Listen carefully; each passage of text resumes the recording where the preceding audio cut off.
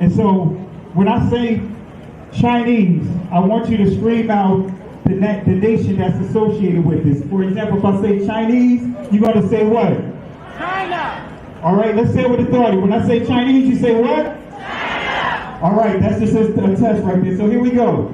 Chinese. China. Russian. Russia. Italian. Italy. German. Germany. Swedish. Sweden. Korean. Korea. Egyptian. Egypt. Nigerian. Nigeria. Black. Exactly. Nothing. Tell him, Pastor. Tell him, Pastor. Black, nothing. I hope you were able to successfully identify the issue.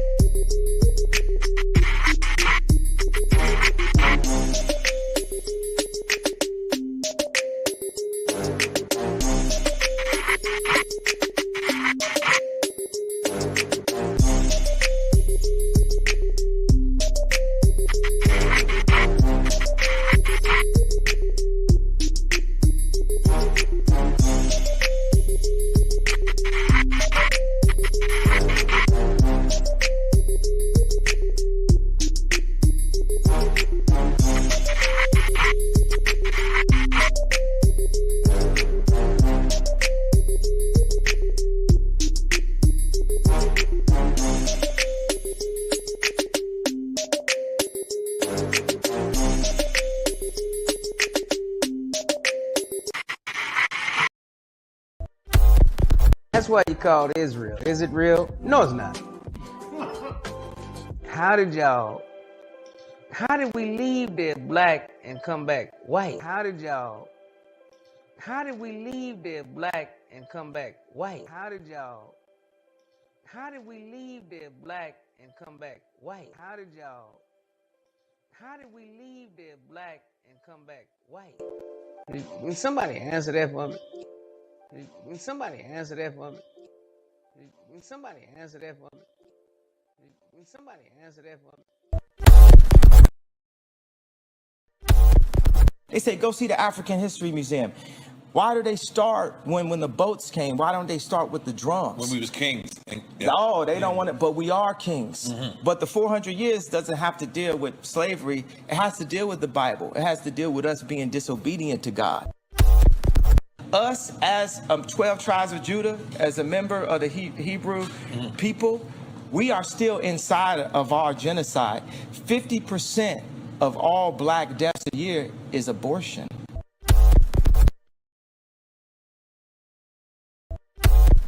The white man is enacting a story all over the world. We left our homes and flooded the world. We smothered culture. We smothered knowledge. We erased history and rewrote it our way. Myself, my grandfather is 100% Ashkenazi Jewish. Claiming to be Jewish, Ashkenazi Jewish is just a conspiracy. White men claiming to be of tribes of Israel when I'm Germanic. You know, I have no ties to Israel, no ties to Judaism. You know, except loosely written history that's been whitewashed over for centuries. And, you know, from the Renaissance. Oh yeah, right.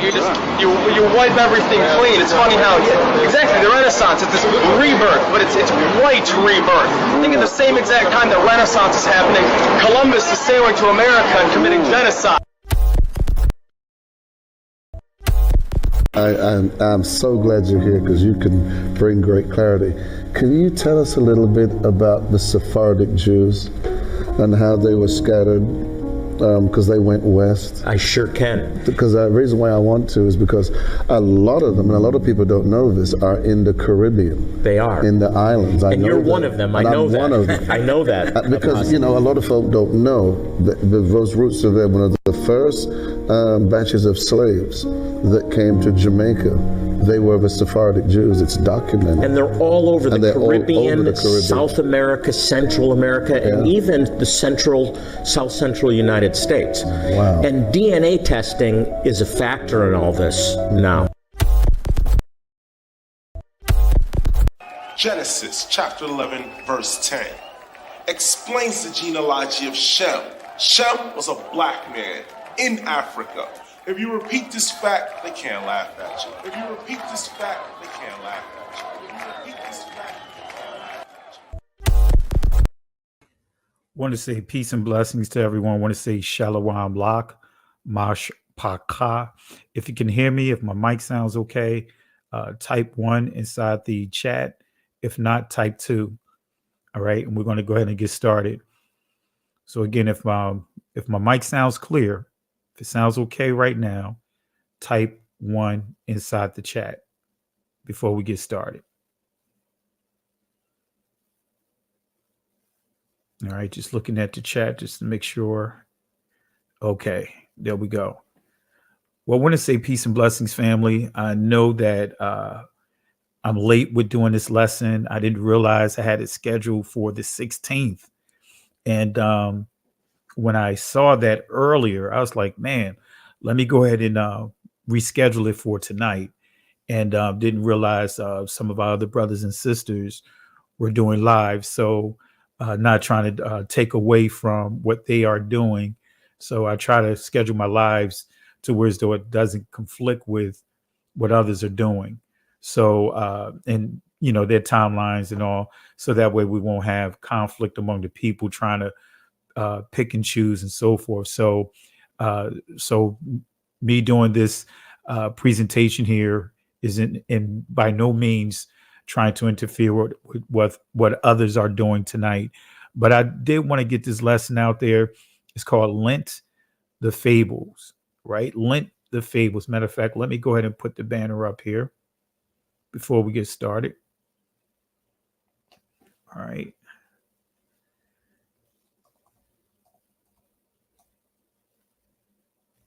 Okay. All right, here we go.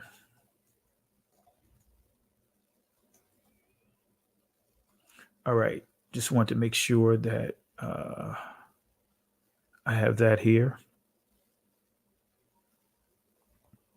All right, there we go. Just want to get the ticker going. All right, family. Want to go ahead and get going with this lesson here. Let me just say, give a few shout outs before we go get started, because some of you guys have been waiting here. So I want to say shalom to Miriam. I want to say peace and blessings, shalom to my buddy Jay Highstyle. That's my buddy right there. Shalom or shalom to Miss Candace. Let's see here. Pensacola, Yah bless. I want to say peace and blessings to you as well. Kay Jordan, peace and blessings. Shalom to you. Stay on Fire Ministry. I want to say shalom to you. Appreciate the support. Who else do we have here? RCLM. I want to say shalom to you.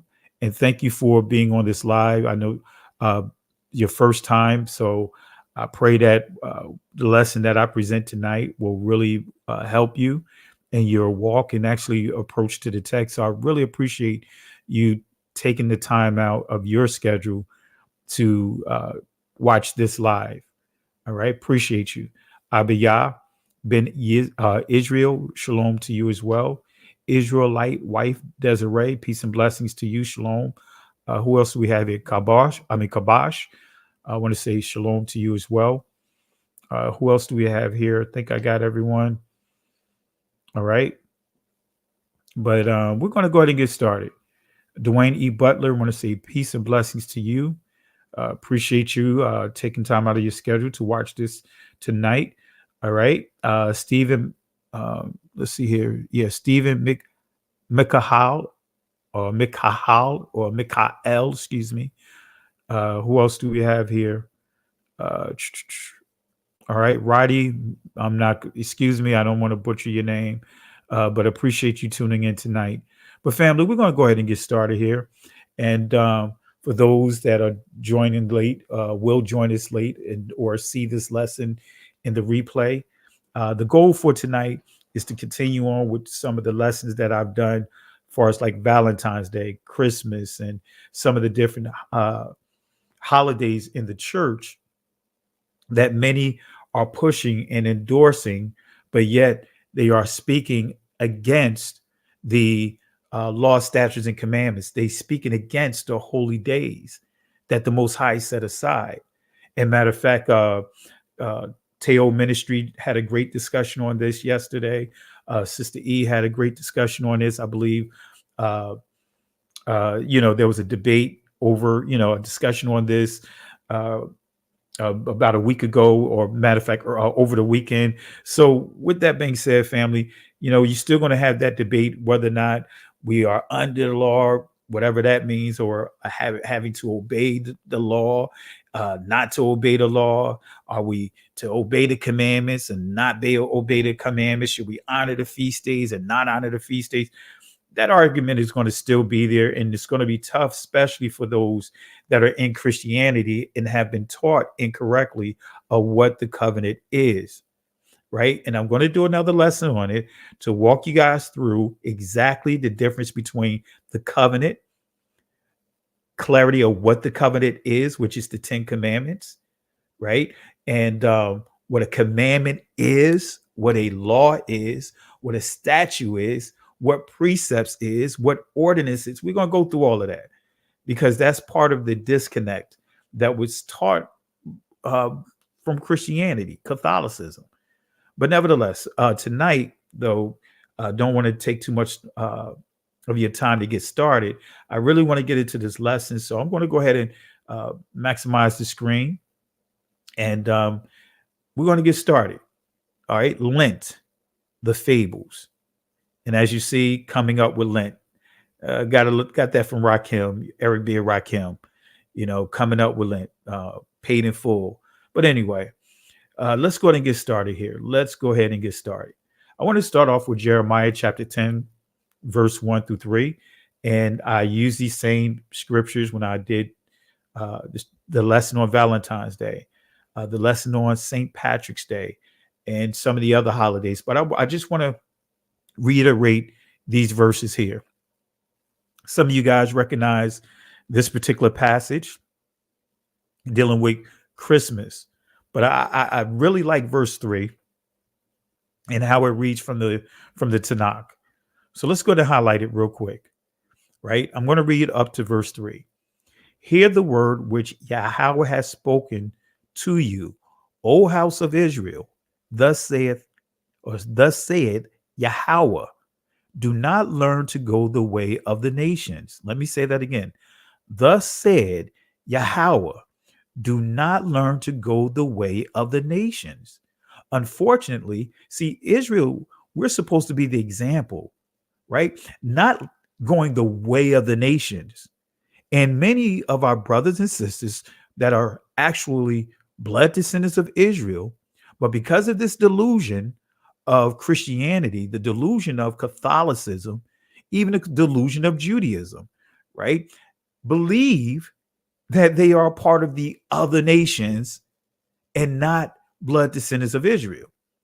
So because of the layers of theologies, different variations of theologies, and really theology is just the study of the Most High, right? And every person have a understanding, a theology per se. But nevertheless, many have superimposed their poor understandings over others.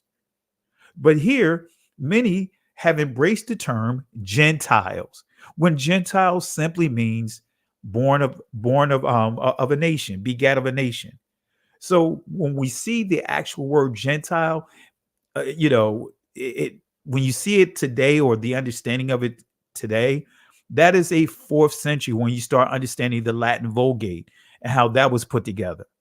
All right. So simply Gentiles is interchangeable with the word nations. So the Most High is charging Israel, do not learn to go the ways of the nations.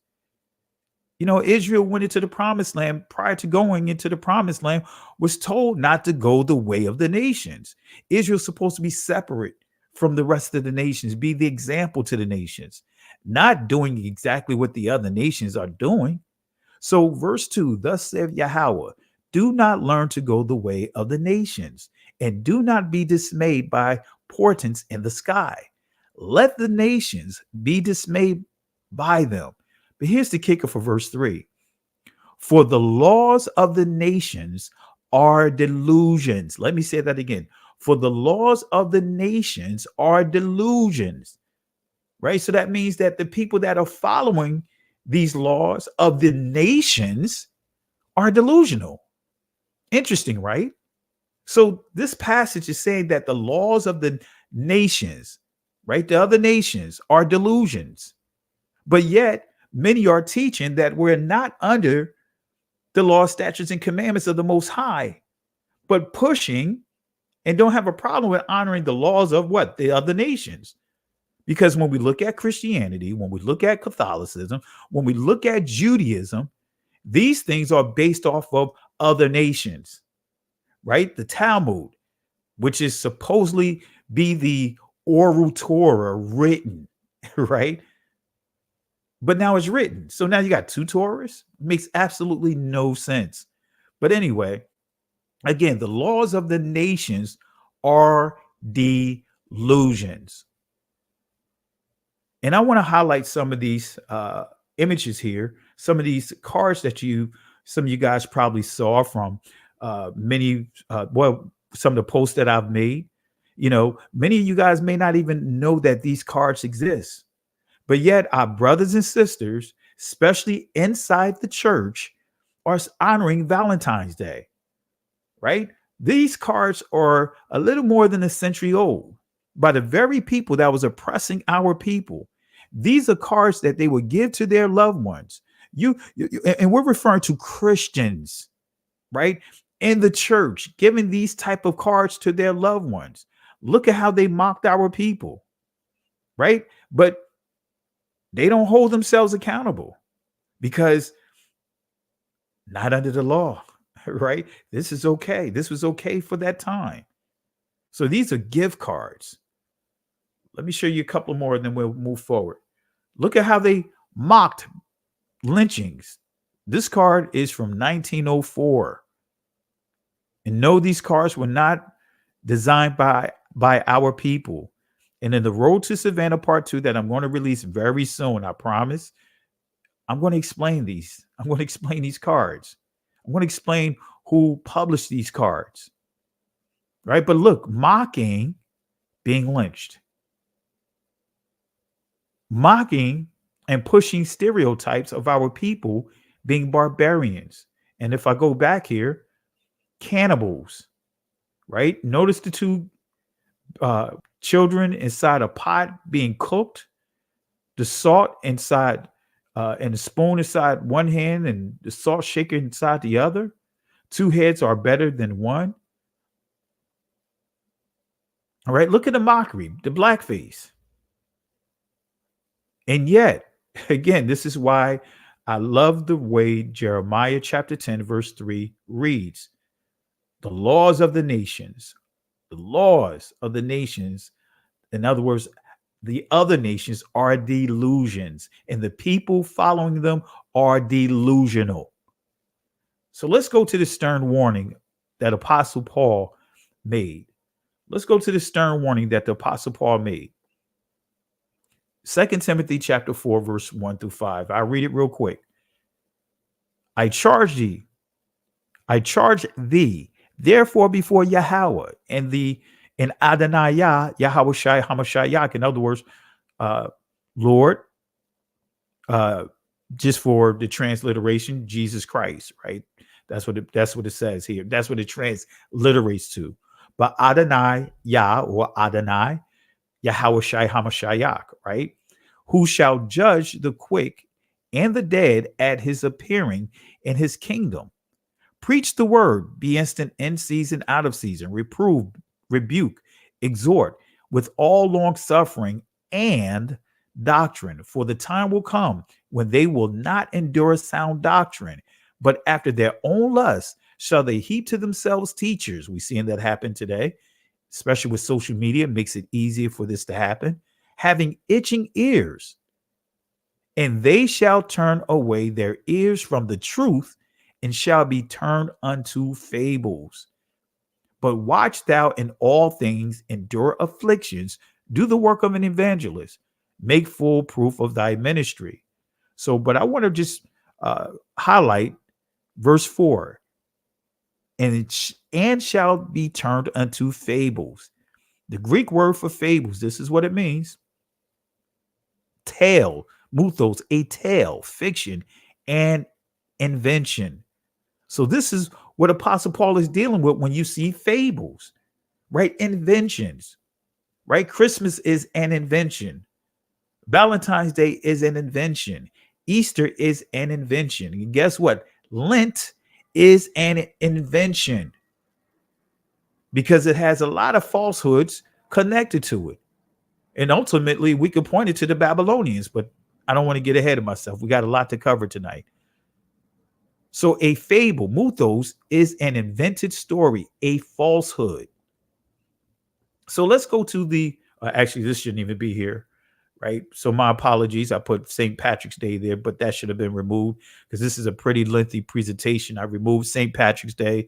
I removed Valentine's Day and some of the other slides that was part of this presentation. So my apologies. So our objectives for this presentation, let's go ahead and get into it. What are the objectives for this presentation? We're going to answer the question, did Apostle Paul predict the rise of the Roman Catholic Church? Right? Not just the Roman Catholics, but the Christian church. We can't just say the Roman Catholics because the Christian church are what? Denominations are branches from the Roman Catholic Church. And we could go into Judaism as well, because we can't just talk about Christianity and Catholicism without adding Judaism. But did Apostle Paul predict the rise of the Roman Catholics? We're going to explain the origins of Carnival. We're also going to explain the origins of Lent, still go hand in hand. So we're going to start off with this thought, farewell to the flesh. Izab Bashar, farewell to the flesh. So did Apostle Paul prophesy the rise of the Catholic Church? Right? If you guys believe that Apostle Paul prophesied the rise of the Catholic Church, type 1. And we could add Christianity and we could add Judaism. But if you believe that Apostle Paul prophesied the rise of the Catholic Church, type 1. If type 2, if you disagree. All right. And I'll just click, show some of the how you guys voted up on the screen. All right. Let's see here. RCLM put 1. Let's see, anyone else? Did Apostle Paul prophesy the rise of the Christian church? All right. J High Style 1. Pensacola, 1. Joy 1. Israelite Wife 1. All right. And let's see here. I think I had Sister Joy. She has undecided. She don't know. What we're gonna show. We're gonna give answers to this. I'm going to give you clarity tonight. And I could say emphatically, yes, with confidence. He prophesied not just the Roman Catholic Church, but the behaviors of different groups, different occultic groups, that will rise up. Right. But we can see the Roman Catholic Church here. So let's explain. Let's go to 1 Timothy again, chapter 4, verse 1. Right? Now the Spirit speaketh expressly that in the latter times some shall depart from the faith, giving heed to seducing spirits and doctrines of devils. So depart, sawar, that's the ancient pronunciation. The Israeli pronunciation is soar. And that's a whole nother discussion there. But again, ancient Hebrew is what we're dealing with. And again, family, I'll have the first lesson uploaded on the Patreon account by this weekend. Lesson number 1 for those that are interested in learning Hebrew. I'll have the first lesson uploaded, and I'll have some sources for you to go over some material that you could use as your reference. So I encourage you guys, if you're not subscribed to the Patreon account, subscribe, because the first lesson will be uploaded this week. And every week I will add a new lesson. All right. But nevertheless, verse 1. Now the Spirit speaketh expressly that in the latter times some shall depart from the faith, giving heed to seducing spirits and doctrines of devils. Right? So in the latter times, some shall depart. The Hebrew definition of the word depart, as you see, to turn off, decline, pluck away. Many of our brothers and sisters are being plucked away, itching ears, jumping from doctrine to doctrine, platform to platform, eating off of every table that's presented to them. So they're being plucked away. Many are rebelling, removed to and from. In other words, revolt also. So rebel, remove. In other words, to and from, revolt. So again, to turn off, decline. We can see depart here. Also, pluck away, rebel, remove. In other words, to and from, revolt. So in the latter times, some shall depart from the faith. Well, what does this mean? Well, let's define the word faith. That's important. The Hebrew definition of the word faith. You guys say this word all the time. Growing up in the church, you said this word in church. Now, in the Greek, it's pronounced amen, right? Someone say amen. That is the Greek pronunciation of it. It's actually aman, right? And it means to build up, firm or faithful, to trust, believe, to be permanent. And here's the kicker: go to the right hand. That's what aman or amen means.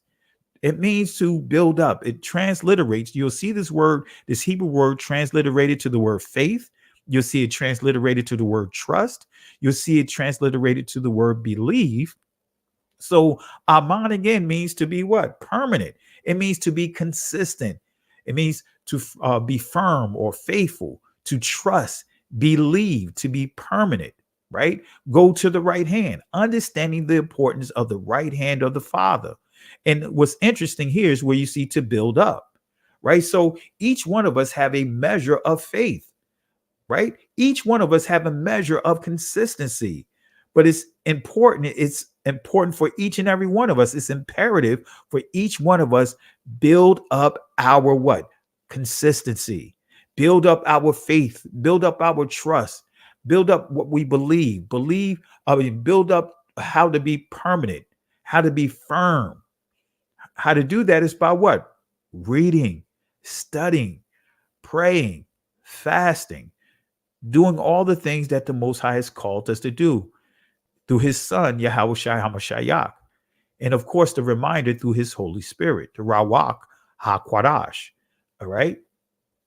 So in the latter times, and this is what Paul is saying, in the latter times, some shall turn away, rebel, revolt, be plucked away from being consistent, from being permanent, from being firm in following Yahweh.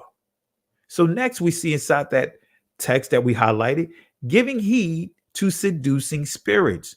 So let's deal with the word seduce, right? Planos, right? In the Greek, it means roving, in other words, tramp. But notice here, imposter or misleader, seducing spirits, right? Someone that's an imposter, misleader.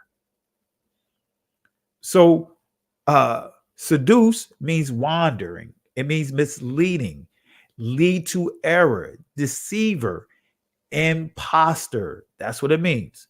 So let's deal with the Hebrew definition of the word seduce. Let's see what this word means, right? And as we see here, ta'ah, it means what? Or ta'ah, that's in the Israeli, but it's a tha, right? But anyway, it means to vacillate.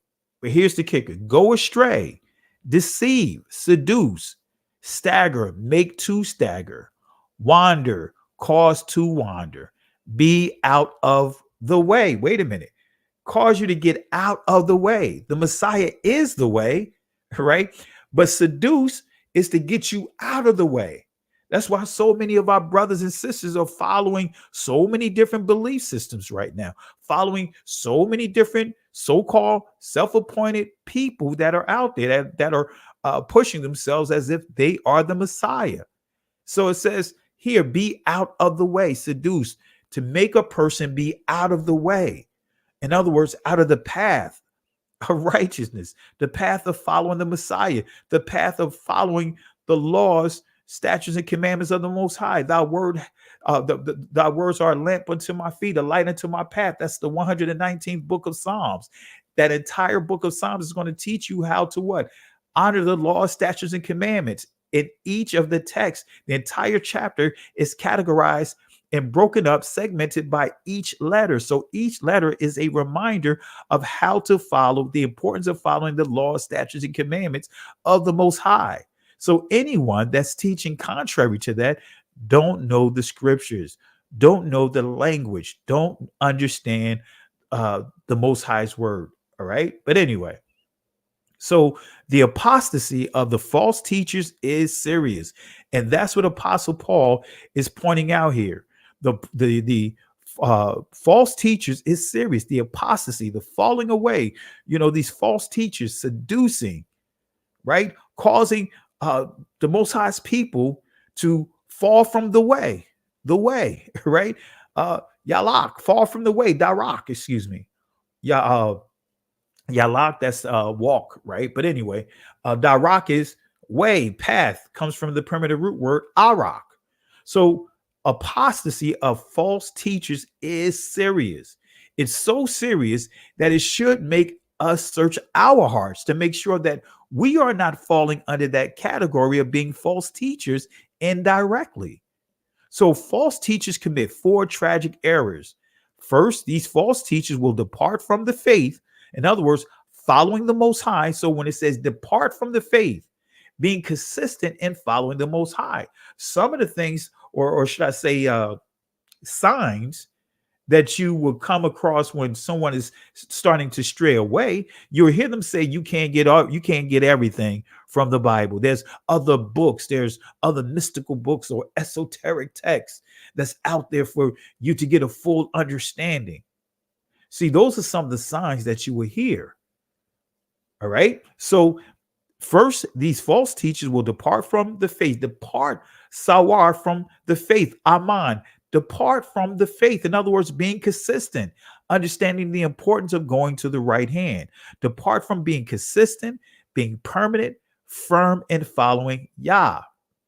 These false teachers are within the assembly, quahal, of witnesses, idaf. So that's one of the things that Apostle Paul wanted to make it clear to, for example, Timothy. He wanted to make it clear that the deception is not coming from the outside. It's going to come from within, right? From within the assembly. We see that happening today, right? So these false teachers are within the assembly, quahal, of witnesses, idaf, right? So let's deal with the Greek definition of church, and then we'll set this up. Some of you guys are familiar with this here, but just wanted to do this as a refresher for those that may be watching for the first time. Let's start with the Greek definition of church. It says a calling out, ecclesia, right? Some would say ecclesia, right? But ecclesia, right? A calling out, a religious congregation, assembly of, it says church. So we see that in the Greek, it means a calling out, right? I don't like to use that term religious congregation. I really don't. That's very misleading. But assembly, church. So the origins of the word church did not begin with the Greeks. And some of you guys remember this. The Dictionary of Phrase and Fable by Ebenezer Cobham Brewer, 1894, page 164. Definition of church.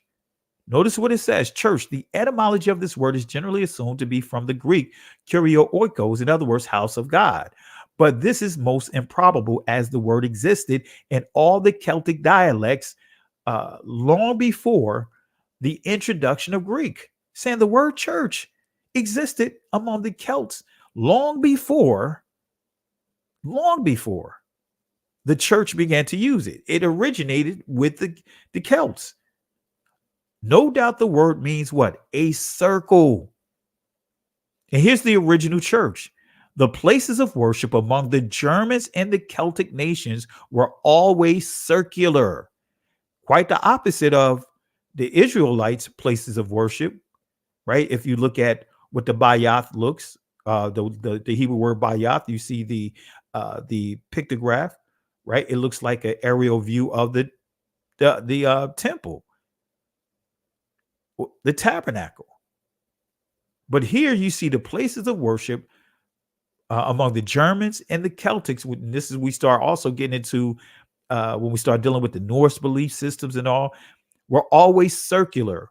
Witness the complex of Stonehenge. So we see Stonehenge. It's a circular place of worship. They did human sacrifices, animal sacrifices. It served as a compass. They did all kinds of stuff there. That is the actual church. That is the first church, right? Among who? The Celts, the Celtics, right? We see Avonbury, Silbury Hills, Stanton Drew, the dolmens of Brittany, the relic shrines of India.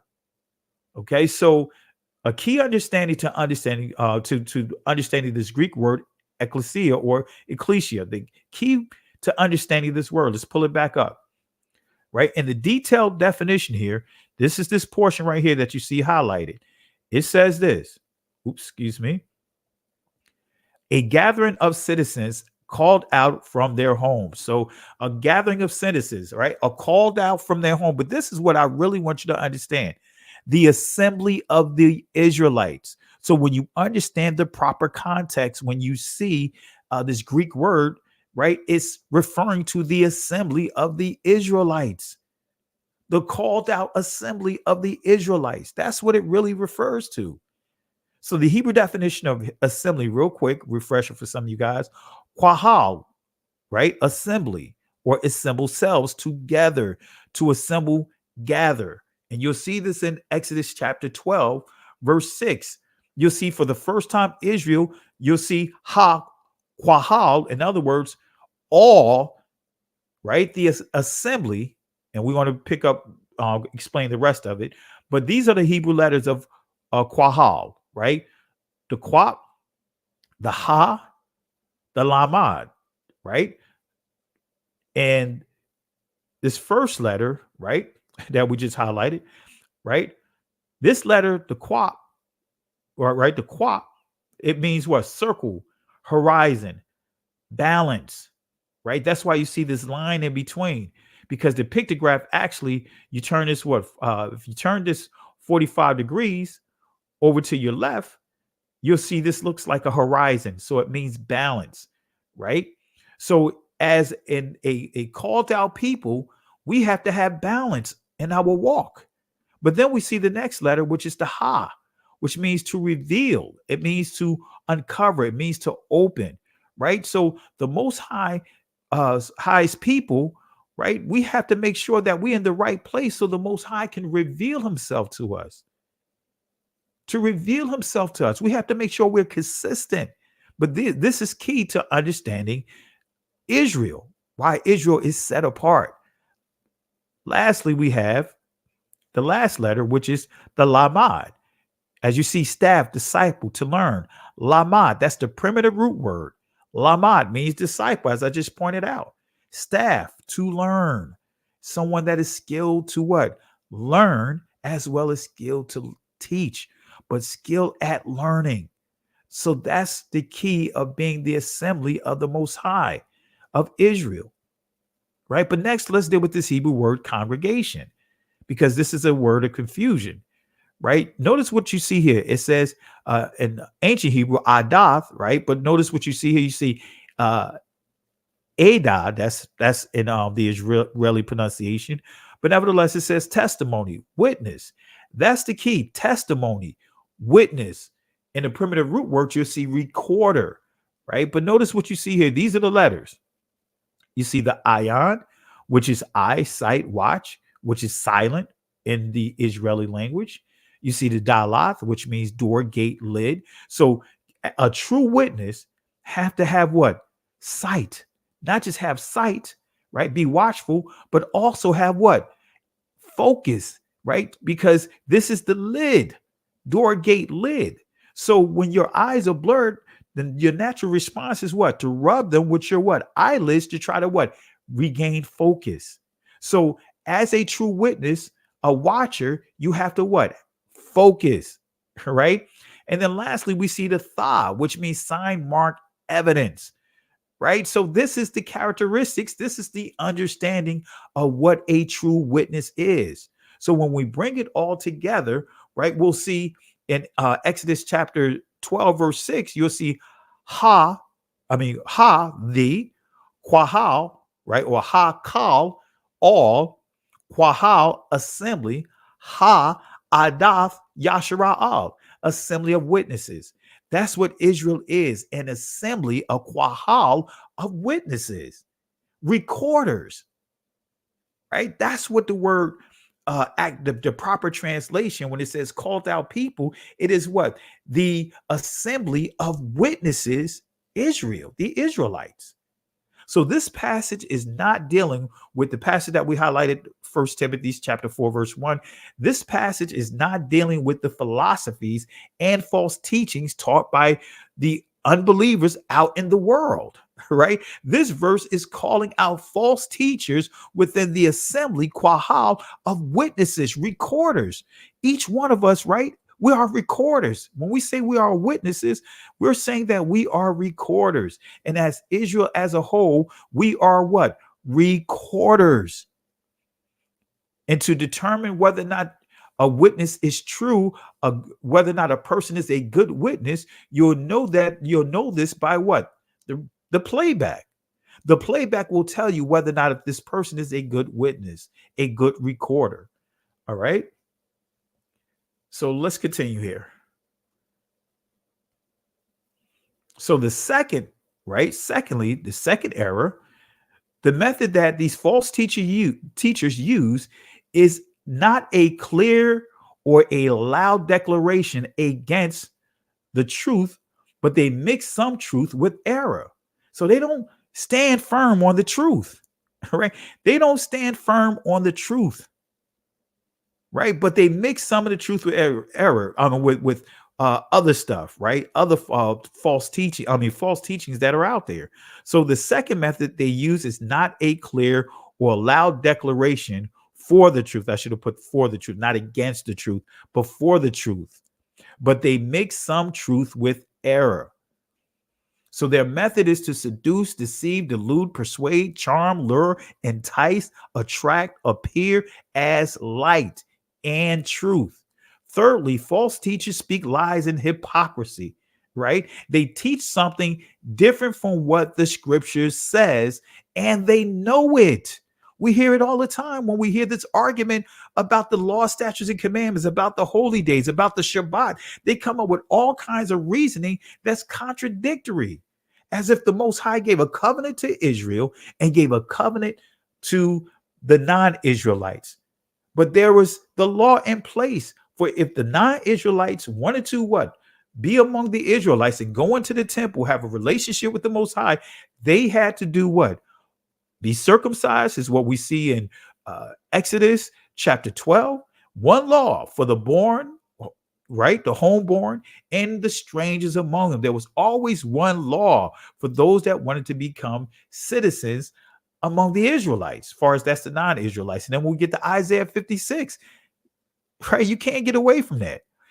You know, the eunuch and the sons of strangers embracing the Shabbats, not just the 7-day Shabbat, but all the feast days are Shabbats, and taking hold of the covenant, which is the 10 commandments. So false teachers speak lies and hypocrisy. They teach something different from what the scripture says, and they know it. You know, I could call out a few people from within the Christian side of things that literally made stuff up on a fly while engaging them. Literally made stuff up, and I had to call them out on that. Just so that way they can cover up The lies that they know, the things that they know that they're telling is completely wrong. Lastly, it does not bother false teachers to teach contrary to the truth of the scriptures, right? They can ignore and deny the scriptures and present their own ideas, and it does not bother them at all. You see this over and over again. They are totally insensitive to the convictions of Yahweh's spirit, the Rawak HaQuadash, or Yahweh Alahayim. That's how sometimes, you'll see the Holy Spirit is referred to, Rawak HaQuadash or Rawak Alahayim, right? Or Yahweh Spirit, or which is Yahweh Rawak, or Rawak Yahweh, right? But anyway, they have no conscience and no remorse about twisting the scriptures and the truth about the Messiah. So 1 Timothy chapter 4, verse 2, let's see what that says real quick. Speaking lies and hypocrisy, having their conscience seared with a hot iron, forbidding marrying. We'll get to that in a second. Forbidding to marry and commanding to abstain from meats. We see this happening right now. But let's highlight verse 2 real quick. Speaking lies and hypocrisy. This is all tying into Lent. We'll get to the meat and potatoes in a second here.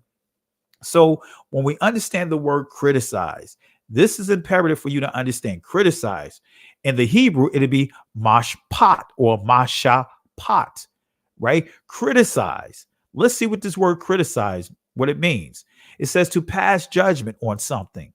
Critic plus eyes, right? But anyway, to discuss critically, to censor, point out defects or faults, right? That's what criticize, the verb means, the etymology of it means, right? So let's deal with the word critic, right? We're going to bring this all together. It says one who passes judgment, person skilled in judging merit, able to make judgments, to separate, decide, right? One who judges merit of books, plays, etc., right? So a critic is someone who is able to make judgment. Let me say that again. A critic is someone that is skilled at making judgment. That's what a critic is, right? A critic is someone that is skilled at making judgment. The perfect example is film critics. And I know most of you guys heard of Siskel and Ebert, right? They are experts. They went to school to be what? Classified or designated to be what? The experts at critiquing movies. So we have many people that think that they're able to pass judgment on their brothers and sisters, but are not skilled at understanding what the commandments are. Not everyone could be a judge. There was designated people to be a judge. So guess what? You have to be skilled at it. If not, you can become a hypocrite or a hypercritic. So a critic is someone who is able to make judgment, mashapat or mashpat. So not everyone teaching the word has the skill set to judge shapat. Many are really hypocrites. So you have mashapat, judge, right? Being a judge, right? Or then we have judgment for shapat. So mashapat comes from the primitive root word shapat, judge. So not everyone who is teaching this word has the skill set to judge. Many are really hypocrites. So speaking lies and hypocrisy. Let's deal with the etymology of the word hypocrisy real quick. It means the sin of pretending to virtue or goodness. Let me say that again. The sin of pretending to virtue or goodness. Here's the kicker: an imitation of a person's speech and gesture, acting on the stage. So guess what? Someone that's operating in hypocrisy or a hypocrite, they are nothing more than pretenders. They are actors imitating the true righteousness of the Most High. These false judges, these false prophets, these false teachers, they are simply actors. As you see here, an imitation of a person's speech and gesture, acting on the stage. And we see so many that are acting on the stage on platforms of social media. So hypocrisy, right, is someone pretending to have power. The Hebrew definition of the word power, just to be clear, guess what? To be firm, ability, able. So they're operating, pretending that they have the abilities to judge, which they don't, have no power because they don't know the word. So biblical hypocrisy is the act of pretending to have power or ability through the Holy Spirit.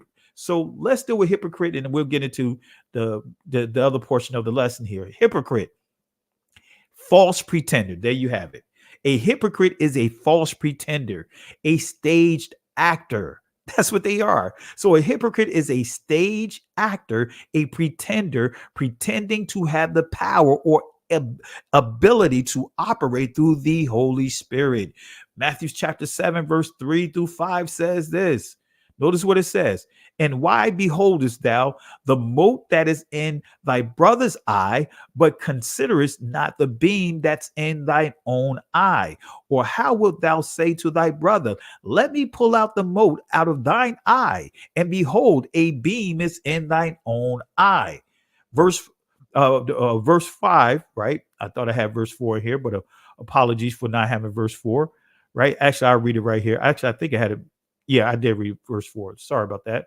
Verse 5, thou hypocrite, first cast out the beam out of thine own eye, and then shall they see clearly to cast out the mote out of thy brother's eye. So that's dealing with hypocrites, right? So a hypocrite, right? These stage actors, they have several reasons, right, why they enjoy criticizing.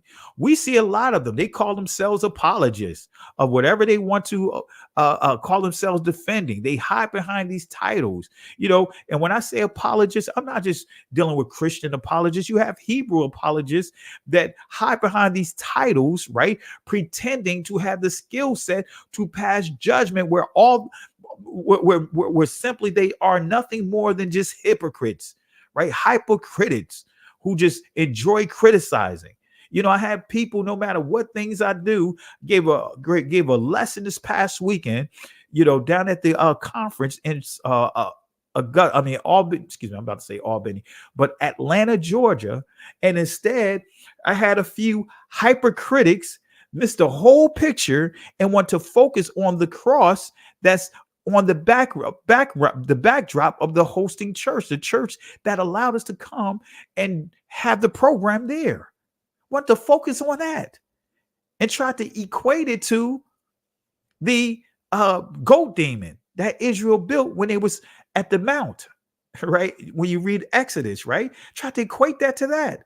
Went way out in left field, had no clue what they were talking about. See, that's what happens, family. When you become a hypocrite, you start looking for reasons to just open up your mouth. So again, just because you read the word doesn't mean that you are gifted in being a judge. You have to be skilled at, you have to understand and know the law, statutes and commandments, and you have to have the heart. You have to have the spirit of the Most High. You have to follow the examples of his son, the Messiah. You cannot say that you are a critic, that you can judge, if you don't understand these things that I'm just highlighting. But this is, again, there are several reasons why hypocrites enjoy criticizing. Criticism boosts the hypocrite's self-image. In their minds, it boosts their self-image, right? Hypocrites point out someone else's failures, and tearing him or her down makes them seem a little bit better in their own eyes, right? At least in their own eyes.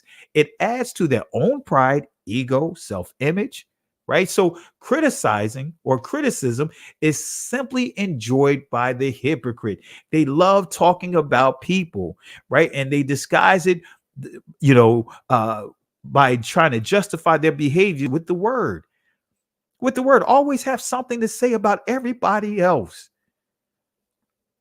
1 Timothy chapter 4, let's highlight verse 3. Now we get ready to get into the meat and potatoes here.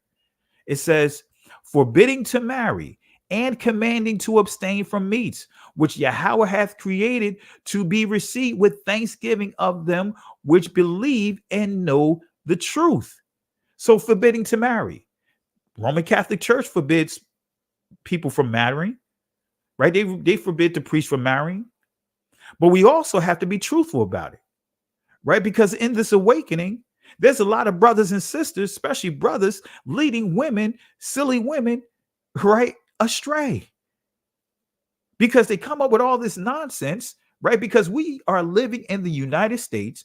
We don't have our own territory. We don't have our own country. We're living in the United States. And so they come up with all these crazy laws, these crazy, not even laws, traditions, right? Doctors of men saying that, hey, you know what? We don't need to have the government in our business, so we can write our own marriage license, our own agreement that holds no weight. They sign these agreements, and before you know it, the guy sleep with the girl, then he tosses her aside, rips up the agreement. That's forbidding to marry. We have so many brothers and sisters, but so many brothers, for the most part, pushing that nonsense just to do what? Circumvent the leader, the head of that household, the man of that house, so they can get to, as Paul talks about, the silly women. Doesn't mean silly like their mannerism, but saying that they're immature, they're mentally immature, they're young-minded, and that's who they're targeting. So forbidding to marry is not just the Roman Catholic Church commanding to abstain from meats. Man, you have so many people, and I'm not knocking anyone that choose not to eat meat. But I have a problem when these same many, I'm not going to say all, I'm not going to lump everyone into one, but I do have a problem when you have some individuals that make everything, before you know it, everything is unclean.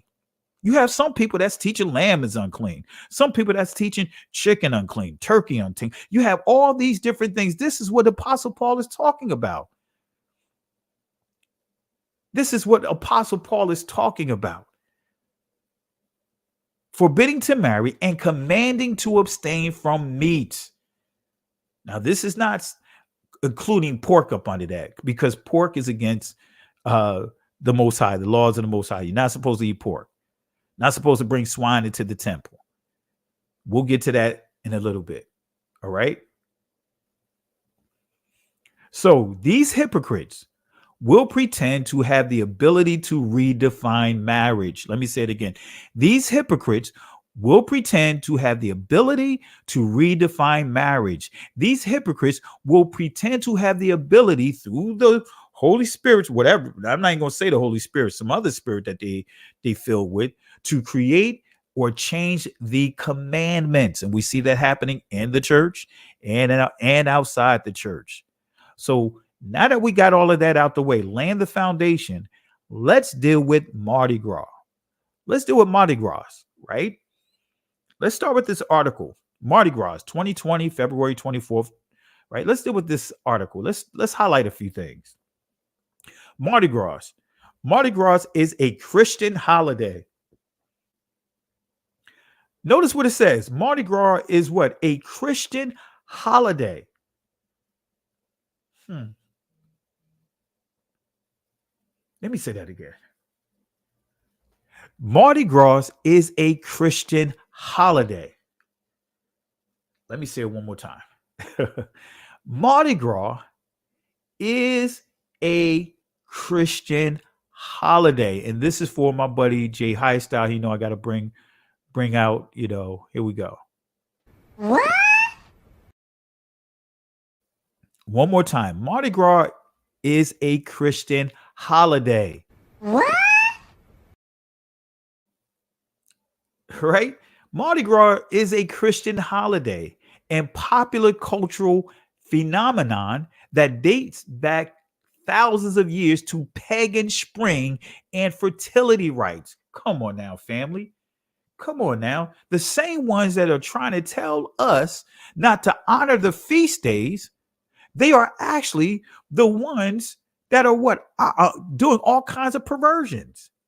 This is what Apostle Paul is talking about in Colossians, about having people judge you, right? Having false prophets trying to judge you about honoring the feast days. That's what the scriptures actually means, not what people have taken it to where it is. And I'm going to do a full teaching on Colossians to nip in the bud a lot of this craziness. He was dealing with false teachers trying to tell someone how to honor the feast days when they're all out in left field.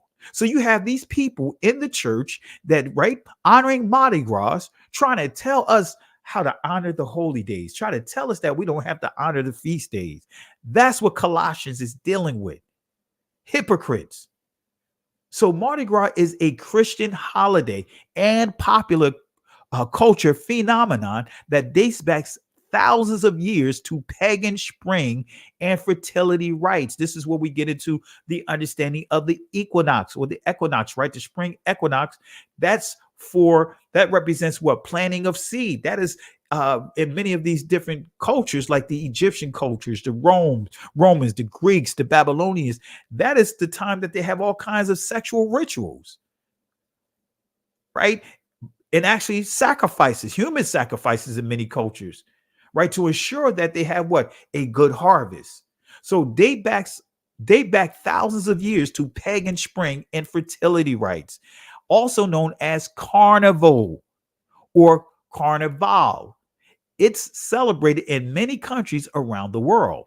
Many of those large Roman Catholic populations, on the day before the religious season of Lent begins. Let me read that portion again.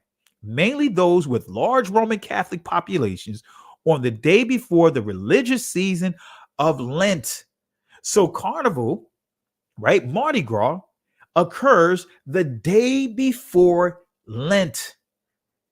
Let me read it one more time so you guys understand here. Mardi Gras is a Christian holiday and popular cultural phenomenon that dates back thousands of years to pagan spring and fertility rites, also known as carnival or carnival.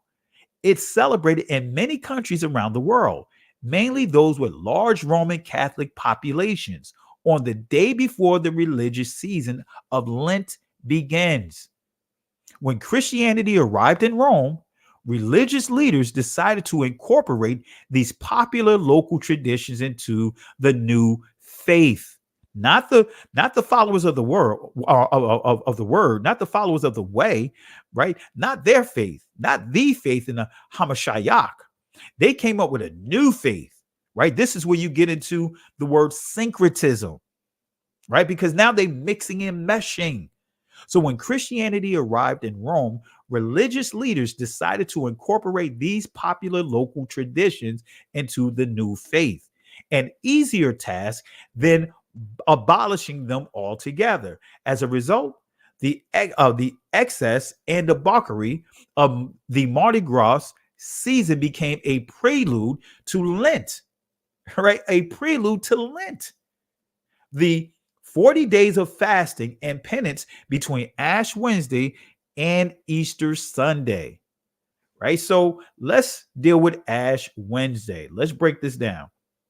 Let's deal with Ash Wednesday, right? We got a lot to cover. Let's deal with Ash Wednesday. Ash Wednesday. This allegedly Christian festival was taken from Roman paganism, right? Remember that word syncretism. We're going to revisit syncretism when I do a lesson on that in the near future, because it's a lot that I want to touch on, because especially when we start dealing with, what's her name, Dr. Mwambi, just where she is now compared to where she was. So we'll deal with that, dealing with a lot of spiritualism and all of that stuff. But anyway, Ash Wednesday, this allegedly Christian festival was taken from Roman paganism, which in turn took it from Vedic India. Ashes were called the seeds of the fire of Agni, with power to absolve all sins. Even if a man does 1,000 things that one ought not to do, by bathing in ashes, he or she will cause all of that to be burnt to ashes, as fire burns a forest with its energy, right? This is where we start understanding the original New Year's, right? New Year's Eve and New Year's. January 1st and December 31st was not the original New Year's Eve and New Year's, right? So the New Year's were actually the spring equinox. That was the actual New Year's, right? And so the day before, right, or the day of, some would view this as what? The Feast of Atonement. But notice the behaviors that you still see that that was ported over from March 21st. Sometimes it could be between March 20th to March 21st, 22nd, as far as New Year's Day. But they still took in the same behaviors. Anything goes. You see this behavior still in the church. Anything goes. You can do whatever you want to do, long as you pray for forgiveness. Then the Most High is going to put you under grace. You're under grace. You could be a deacon and having babies by young girls inside the ministry. You could be a pastor going off to conferences and having the church pay for you and your boyfriend that's disguised as your armor bearer. All kinds of crazy things going on, right? Ashes, he will cause all that to be burnt to ashes as fire burns a forest with its energy.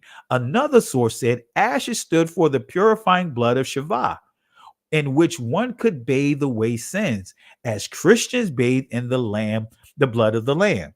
At Rome's New Year Feast of Atonement in March, people wore sackcloth and bathed in ashes to atone for their sins. Then, as now, then, right, the original New Year's Eve, right, back then, as even now, right, New Year's Eve was a carnival of eating, drinking, doing all kinds of sinning, twisting and bending the law, statutes, and commandments on the theory that all sins would be wiped out the following day. That's why you see this behavior happening. And I think all of us, when we were young, got caught up in it. New Year's Eve, you're going out drinking, partying, going to clubs and all these different things, right? To bring in the new year, right? And then it's wiped out the following day. Doing all kinds of things, man. I know so many will have all kinds of skeletons. Actually, some probably got a whole entire cemetery inside their closet with all the stuff they may have indulged in, right? So then, as now, New Year's Eve was a carnival of eating, drinking, sinning on the theory that all sins would be wiped out the following day. This is where we get into tempting the Most High, right? As the dying god of March, Mars took his worshippers' sins with him into death. Therefore, the carnival fell on Dies Martis, in other words, the day of Mars. In English, this was Tuesday, because Mars was identified with the Saxon god Tu, right? In French, the carnival day was Mardi Gras. In other words, Fat Tuesday. So on Fat Tuesday, everything went. I was out in New Orleans for Mardi Gras when I was in the military. You'd be surprised some of the stuff that goes on in New Orleans, especially on Mardi Gras. Also, we had to throw in the Bayou Classic too. Anyway, so the day of merrymaking before Ash Wednesday. Let me say that again. In French, the carnival day was Mardi Gras. In other words, Fat Tuesday. The day of merrymaking before Ash Wednesday. Right? So in French, again, the carnival day was Mardi Gras. In other words, Fat Tuesday, the day of merrymaking, which was the day before Ash Wednesday. So let's deal with this Vedic god Agni real quick. So that as we continue to paint the picture, so that way you guys get a better understanding of what Lent is. All right. So hope this give you guys a clearer picture of how Lent has nothing to do with the holy text, has nothing to do, but it's all paganism. It's fables, the things that Apostle Paul warned against. Here's Agni, the Vedic fire god wedded to Kali under her name Ambika, in other words, Little Mother. She represented the primal ocean of blood from which all things arose at creation. He represented the fructifying fire from heaven, in other words, lightning. Their combination meant vital heat. Vedic sages said the soul of all the universe, that's where you get the word Catholic from, right? Etruscan goddess, moving and still, is made of a combination of blood and fire. Agni also appeared to consume sacrifices that were burned on their altars.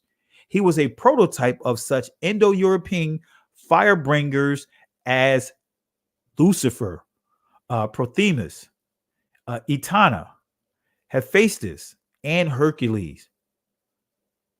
All right. So is sackcloth, shak or shaka, with ashes, apar, the same as Ash Wednesday?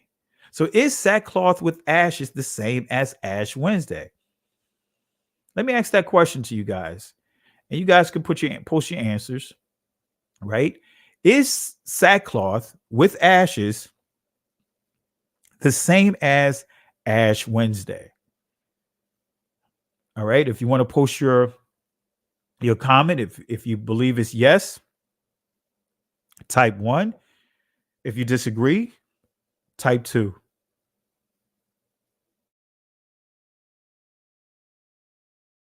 All right, just checking the chat before we continue.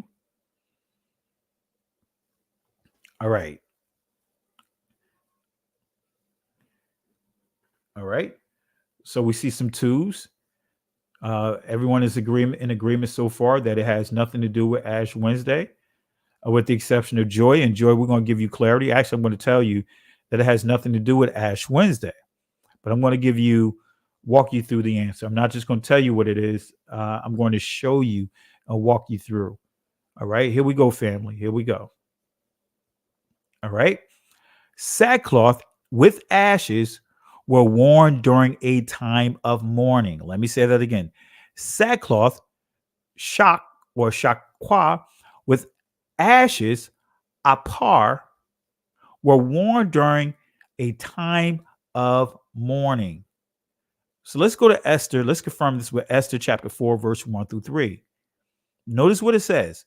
When Mordecai perceived all that was done, Mordecai rent his clothes and put on sackcloth, there we see it, shak or shaka, with ashes, apar, and went out into the midst of the city and cried with a loud and bitter cry, and came even before the king's gate, for none might enter into the king's gate clothed or cloth with sackcloth.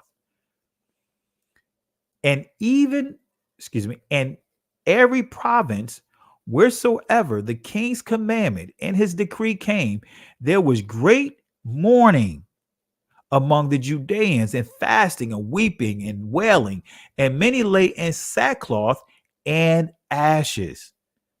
So why was all of Judah in mourning? Why were they all in mourning? Well, I'm going to answer the question. So Mordecai, all right, Marad Kai or Marada Kai, and Judah were facing a major crisis in their lives. A decree of extermination had been issued by the Persian Empire, right? That's why they were mourning. So the Hebrew definition of sackcloth, let's see what it says here. It says a mesh, an example, coarse, loose cloth or sacking, as you see here, used in mourning. So the sackcloth was worn in humiliation and mourning, right? Still working on this Lent, right? Ash Wednesday. So let's deal with carnival. And we're going to tie all of this together in the end. What is carnival? The etymology dictionary definition of the word carnival, this is what it says. Time of merrymaking before Lent. Shrove Tuesday, as we pointed out, Fat Tuesday. To remove meat, raising flesh. So that's to remove meat. That's a fast, right? Then we see here, flesh farewell, meaning a circus or amusement fair, but flesh farewell. So carnival means farewell to the flesh. Why? Because remember, Fat Tuesday, right? You doing, many are indulging in all kinds of crazy stuff, appeasing their flesh, because Lent is when the fast kicks in, the 40-day fast. So they give that one last hurrah before the 40-day fast. So carnival means farewell to the flesh. So carnival is the entrance, or the eve into Lent. As you pointed out, Mardi Gras, Fat Tuesday, is the eve of the new year, going into the uh the pagan holiday, the pagan New Year's, the Day of Atonement, so to speak. So carnival has roots in the ancient pagan pre-spring festivals of the Greeks and Romans. The Roman Bacchanalia festival is a festival in honor of Bacchus. Let me say that again. This is all part of Lent. This is what it's connected to. The Roman Bacchanalia festival in honor of Bacchus. So this is who Bacchus is, right? This is Bacchus right here, right? Bacchus, Roman name for the sacrificial god Dionysus, also known as Bacchus, Liber or Father Liber, consort of the goddess Liberia. He was worshipped as the orgastic deity of wine and vintage festivals. So we see all kinds of sexual rituals is associated with where Lent comes from, right? So this is why there's no coincidence that you see Fat Tuesday with all kinds of things happening to appease the flesh, because it's a representation of the honor to Bacchus. So where wine grapes were grown throughout the Roman Empire, the town of Baccarat, in the Rhineland was named for him. So let's go to a key prophecy here, because we see that Lent is connected to all kinds of sexual rituals, right? Sexual perversions. But I want to take you to Revelation chapter 2, verse 14 and 15 to make a note of something here, a prophecy here. But I have a few things against thee, because thou hast there them that hold the doctrine of Balaam, who taught Balak to cast a stumbling block before the children of Israel, eating things sacrificed unto idols, and to commit fornication. These are two key things, because when you understand Lent, right, it comes from the pagan festivals, Bacchanalia, as we pointed out. And there you see all kinds of sexual rituals that's engaged, that's part of this festival. We see that Mardi Gras or Fat Tuesday, that is nothing but appeasing the flesh to commit what? Fornication. Those are what? Orgies, paying homage to the festival Bacchanalia, which connects to honoring Bacchus, right? It goes on to say, let me go back here, to eat things sacrificed unto idols, and to commit fornication. We're going to touch on that a little more here, but let's read the rest of this. So hast thou also them that hold the doctrine of the Nicolaitans, which thing I hate. The word Nicolaitans or Nicolaites, it means destruction of people, right? Destruction of people. That's the doctrine of the Nicolaitans. You can also get into the worship, the cult group called the Nicholas, the worship of Nicholas. That's a whole nother discussion. Still tying into this right here. Destructive doctrine. So Christianity is teaching a destructive doctrine. Catholicism is teaching a destructive doctrine.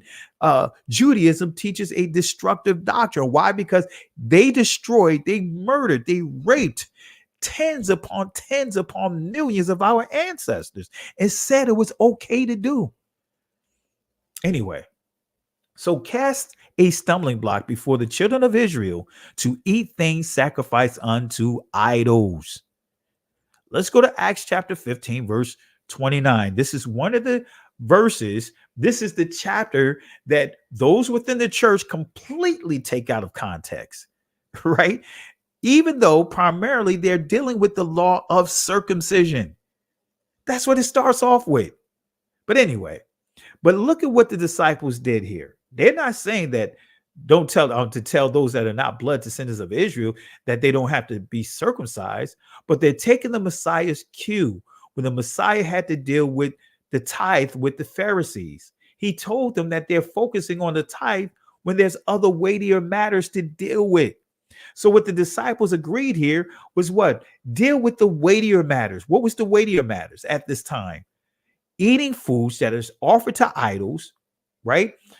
Eating raw meats, as far as from blood, because remember, the blood is the life of the animal, and from things strangled, and from fornication, from which ye keep yourselves, ye shall do well, fare ye well. So guess what? These non-blood descendants of Israel, they didn't have a problem with honoring the Shabbat. There's not a single text that said that the non-blood descendants of Israel had a problem with honoring the Shabbat. Because in chapter 13, you see that they met inside the temple for over 2 years, being taught by Paul in the temple. See, many Christians will tell you, well, look, they met on the first day of the week. So what? We meet on Tuesdays for Bible study, but we still have our overall corporate day of worship, which is the Shabbat. We have multiple gatherings at our assembly. See, that's some of the trickery that they would teach. And of course, teaching a poor, the poor understanding of the resurrection of the Messiah. No, it did not happen on a Sunday. Fact. He was already gone. He was resurrected on the Shabbat. That is one of the signs that the Most High promised Israel in Exodus chapter 31. The Shabbat is a sign. But anyway, I don't want to start preaching up in here. All right, going a little geek mode with it as well. All right, so let's bring this back in. All right, let's bring this back in. All right, so we see that the disciples are saying here, they're not saying do away with honoring the Shabbat, the feast days, because they were still honoring it. But what they're saying right here is let's focus on the weightier matters. Let's make sure that they are not eating meats that are sacrificed to idols. And then also fornication, committing fornication and getting doing all kinds of sexual rituals and all those other things that, especially when you're dealing with the Romans, the Greek, the Babylonians and other cultures, that was part of their culture. That was part of their belief system, right? So ye abstain from meats offered to idols. So how does these passages that I highlighted, as far as Revelations, also what I just highlighted out of the book of Acts, how does these passages that I highlighted, how does it relate to Lent? How does it relate to the Roman Bacchanalia? Well, I'm glad you guys asked. This is coming from Bacchanalia, bas relief in marble, plate number 7. Right? I'm not going to read the whole thing, but I'm just going to give you just a paragraph out of it. And I just want to highlight this particular area. Right? And this is what it says. And I should have put some of the sexual rituals in here too, but we already covered some of that. But notice what it says. In Egypt, the ceremony was very much the same, except that the Egyptians had invented, instead of a phallus, right? So the Bacchanalia, as you see, is all about what? Phallic worship.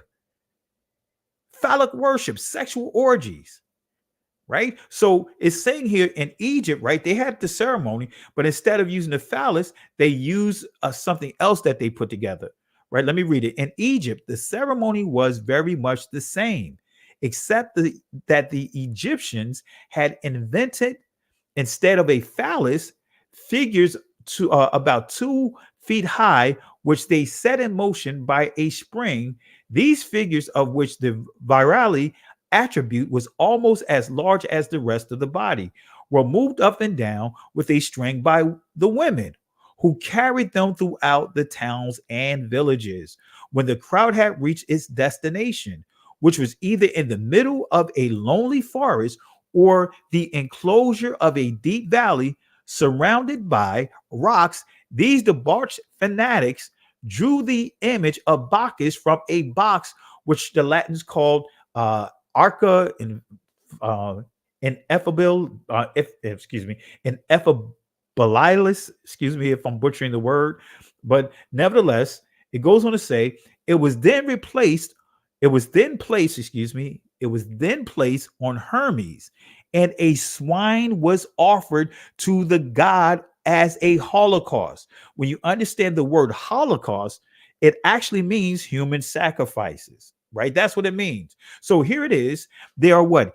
Eating swine. They're offering swine sacrifices, right, for this whole celebration and paying homage to Bacchus, right? Phallic worship, as we see here, right? Go back here. Instead of a phallus, right? But they're using a phallus. The Egyptians didn't use a phallus, they used something, a substitute. But we see here the Bacchanalia, phallic worship, and also sacrificing swines and also human sacrifices was offered as to the gods as a holocaust, right? Sometimes in proxy as a substitute for a human sacrifice. So a swine. So this is why it's right. I laugh when I sit here and hear these so-called Christians want to continue to eat pork and try to justify it.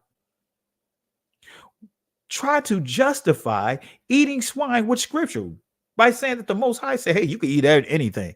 That's not the proper context. Even the dream that Peter had nothing to do with the Most High saying anything he'd tell him to eat, to go eat. No, it was for Peter, because Peter did not want to deal with certain people, did not want to deal with many that was not blood descendants of Israel, right? That's what he didn't want to deal with certain people. So the Most High made it clear that you're going to deal with whoever I tell you to deal with. The Most High wasn't telling them that all of a sudden now you could go out and eat swine. We see in Revelation the prophecy of what? Eating foods that are sacrificed to idols, and swine was one of them. That was the main food, as I'm proving right here. The Bacchanalia, which connects to Lent, is all about swine, the oink oink. So family, we see it right here. I can give you more sources, but I'm keeping it simple because I know this is a lengthy presentation. But again, you see that swine is part of Lent. It's part of Lent, the Bacchanalia, right? So the Roman Lupercalia was also held in honor of Luper. This is all tying in together. The Bacchanalia, the Lupercalia was all held. Now the Lupercalia was held in honor of Luper. Right now, notice who Luper is. This is Luper, right? This is Luper. This is the Romulus twins. These. Come on, guys. This is where you get Lent from. This is where you get Lent from. This is why Paul talks about in Romans chapter 1, taking what? The uncorruptible image of the Most High, right? And now what? Making it into images of man. Incorrupt images of the Most High. Look at this. Babies drinking what? From Lupa, the she-wolf. This is the she-wolf, right? Anyway, let me go back here. All right, I have here. To ensure the year's fertility, right? After participating in the ceremony, naked youths traveled throughout Palatine towns to purify them.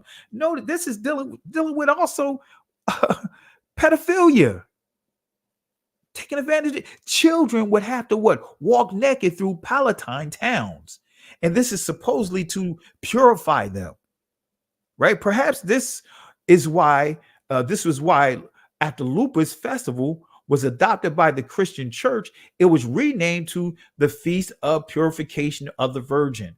Let me see if I could put the whole thing here about Lupe. I'm missing a couple of things here. Let me put a couple of things here. Let me make sure. Let me see if I can update my slide real quick. Right? We almost finished here, family. I know I'm giving you a lot of information, but we almost finished. Let me see here. Let me see here. Got a little ways to go. We're almost there though. Let me see here. Let me make sure. Let me see here. Almost done. Give me 1 second. Let me see if I can update this real quick.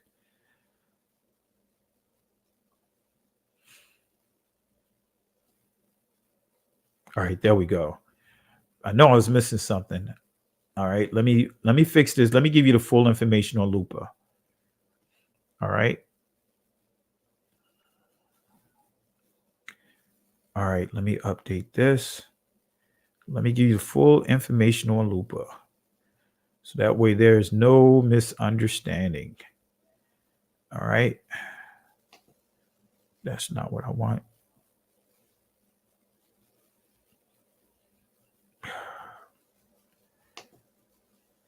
Let me update this here. Almost done, family.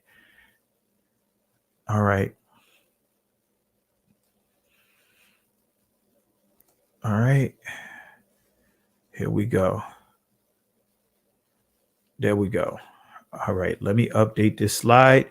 Now I can give you the full definition of lupa. Here we go. Right. Here's the full understanding of lupa. Right. Lupa, sacred she-wolf of Roman legend. Right. Remember, Paul talked about fables, mythos, right? Inventions, right? So, sacred she-wolf of Roman legend, nurse of the foundling twins, Romulus and Remus. Lupa's temple harlots were lupae, sometimes called queens or high priestess, and outlying towns of the empire. Lupa's greatest festival was the annual Lupercalia, celebrated in the grotto of the she-wolf with orgastic rites. In other words, getting into sexual rituals. Remember, we highlighted that with the Bacchanalia.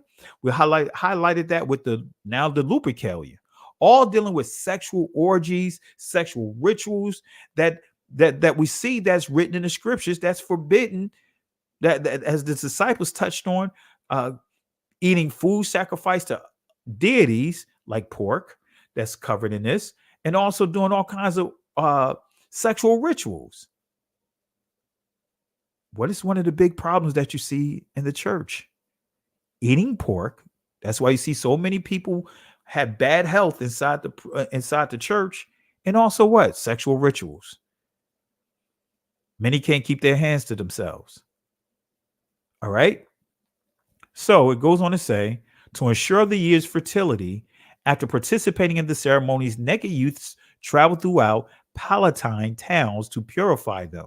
Perhaps this is why, after Lupa's festival was adopted by the Christian church, notice what it says, was adopted by the Christian church, it was renamed the Feast of the Purification of the Virgin. Syncretism, right? So carnival, let me show you carnival in the scriptures, because carnival is in the scriptures. Let me show you this, because carnival, we're dealing with a parade. Exodus chapter, not a parade, but reveille. But actually, we can still tie the parade in here. But anyway, let me show you carnival here. Exodus chapter 32, verse 2 through 5. And Aaron said unto them, break off the golden earrings, which are in the ears of your wives, of your sons, of your daughters, and bring them unto me. And all the people break off the golden earrings, which were in their ears, and brought them to Aaron. Verse 4, and he received them at their hand and fashioned it with a graving tool after he had made a molten calf.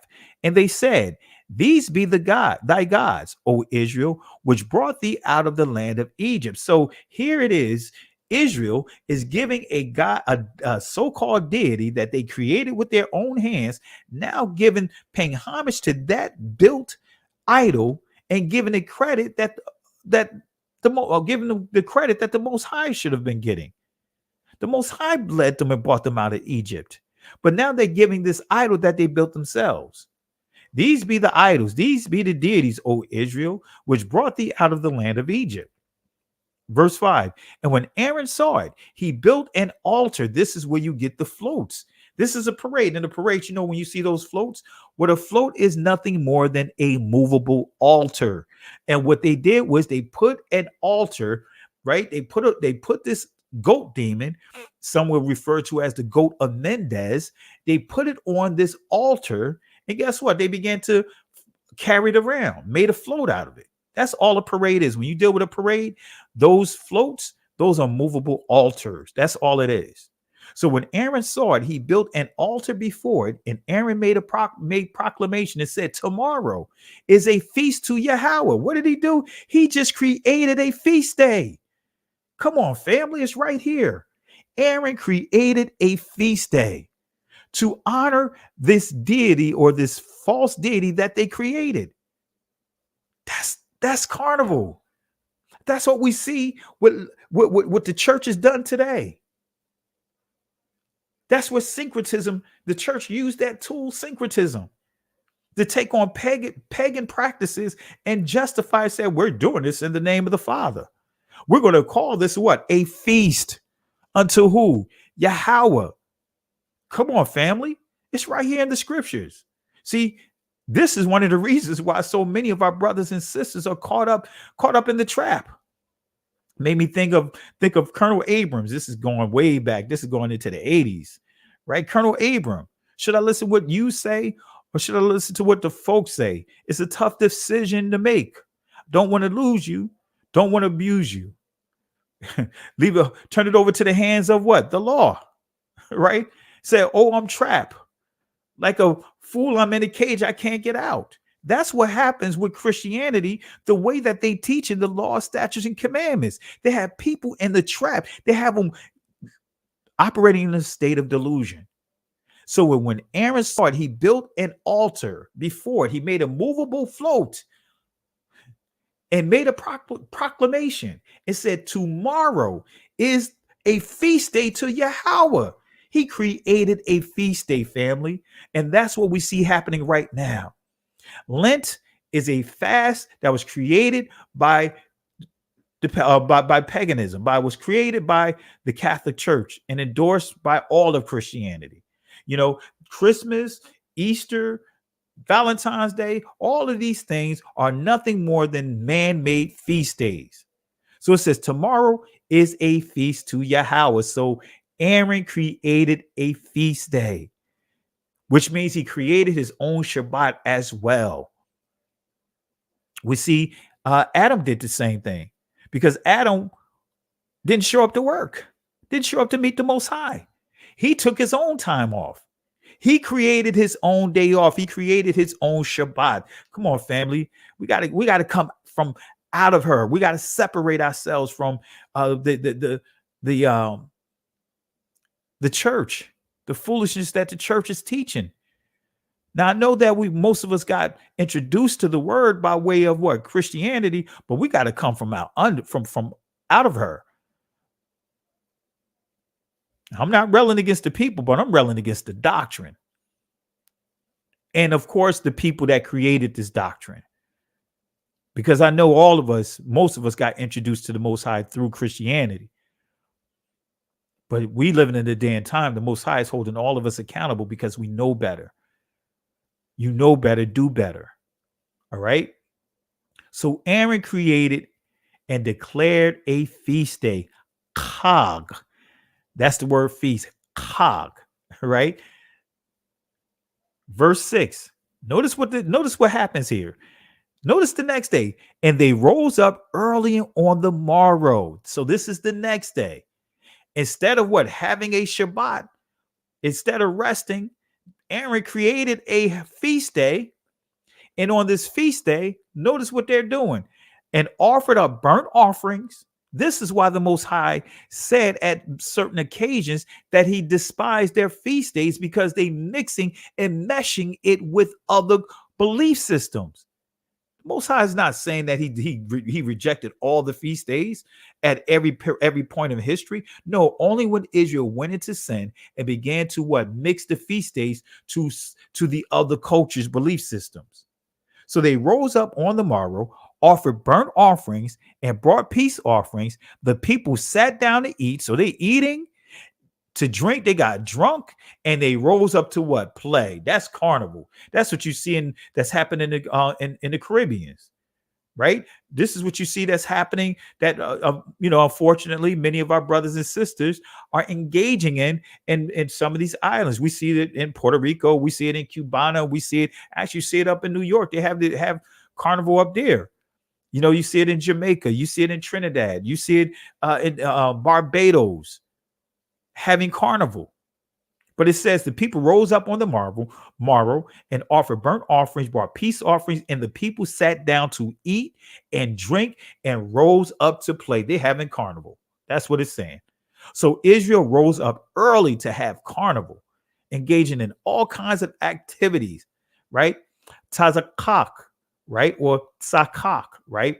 But ancient Hebrew Tazakak, right? Israel rose up to have carnival. So Yahweh does not honor man-made feast days. Here's Amos chapter 5, verse 21 through 23, right? Because Israel is in sin, they mixing and meshing belief systems, and so they decided to still try to have a feast day.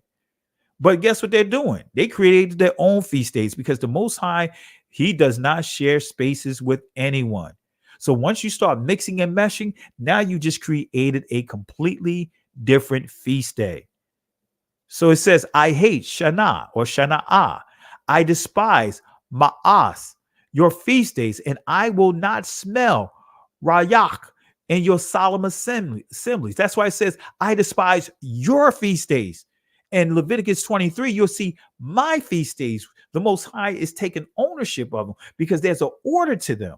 But once you get out the order of what he set in place, now it's no longer his feast days, it's man-made feast days. That's why he said, I despise your feast days, because Israel created their own feast days and began to what? Mixing mesh all different belief systems in it. That's all. Christmas is nothing more than what? A man-made feast day. Easter is nothing more than a man-made feast day. You know, pastor anniversary, we got to be real with it. Man-made feast day. You know what I mean? Convocation, some of these convocation, man-made feast days. Because guess what? When we understand a feast day, you see Makwara, right? When you see that convocation, Makwara, holy convocation, Makwara, convocation. Guess what? Kojic has holy convocation. National Baptist Convention has what? Holy convocation. They call it the national. They call it the National Baptist Convention. And other organizations have what? Convocation. In other words, an event that calls all the people to travel from far and near to come and do what? Anyway, let's wrap this up. I despise your feast days, and I will not smell in your solemn assemblies. Say, I will not even enter into your assemblies. Though ye offer me burnt offerings and your meat offerings, I will not accept them. Neither will I regard the peace offering of your fat beast. So Yahweh says, I hate. The Hebrew word is shana or shana'ah. This is what it means. Enemy, foe, right? Because the Most High says, you no longer a friend. You no longer my chosen people. Now you become an enemy of mine. Why? Because now you're honoring other deities. You're taking what he designated to be holy. Now you blasphemy, profaning it. Na'atazah or na'at. So let's go to verse 23 of Amos chapter 5. Take thou away from me, take thou away from me the noise of thy songs, for I will not hear the melody of thy viols. He said, I don't even want to hear your worship because it's tainted. See, that's why on that judgment day, it's going to be so many crying. That's why the scripture says it's going to be a great cry, because there's going to be so many people that says, like in Matthew chapter 7, I did this in your name. I did that in your name. And the Most High through his son is going to say, worker of iniquity, I don't know who you are. I can identify you. He says, I don't care how good you sound with the worship. Take thou away from me the noise of thy songs, for I will not hear the melody of thy viols. So all man-made feasts is rejected, family, right? These are some of the man-made feasts, right? They all are rejected. So the introduction to Lent, the Catholic fast, right? Let's deal with Lent. Let's close out with Lent, right? Let's close out with finishing up with Lent. We dealt with Carnival. Let's close out with Lent now, right? We dealt with the flesh. Now let's deal with the fast after all the fleshly activities, right? Lent, the 40 days of fasting before Easter, springtime, spring, the fast of Lent. Lengthening of the day, right? Because when you understand the spring equinox and when you start understanding the spring, now the days are what? Getting longer. So the origins of Lent, right? From Saxon Lent Manath, the lunar month of lengthening, right? Of days, fasting and abstination of the Lenten period was copied from the Roman Matronalia, right? See, everything points to what? Rome, the Greeks. The Roman Matronalia or Feast of Mothers, celebrated during the Caldens or Calends of March and forbidden to men. The women performed their rites in the sacred groves, right? When you deal with the sacred groves, guess what? You're dealing with Astarte. You're dealing with some of the different female deities that's packed into this. The Shekinah or the Shekinah is part of the sacred groves. So let me read that again.